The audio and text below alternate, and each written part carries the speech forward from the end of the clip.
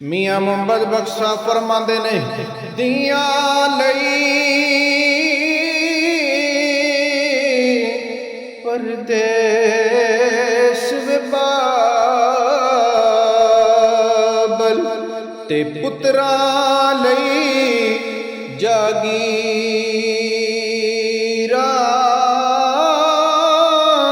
ਚੁੱਪ ਰਹਿਣਾ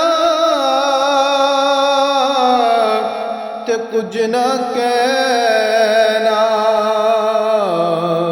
ਇਹ ਦੀਆਂ ਤਕਦੀਰਾਂ ਚੁੱਪ ਰਹਿਣਾ ਤੇ ਕੁਝ ਨਾ ਕਹਿਣਾ।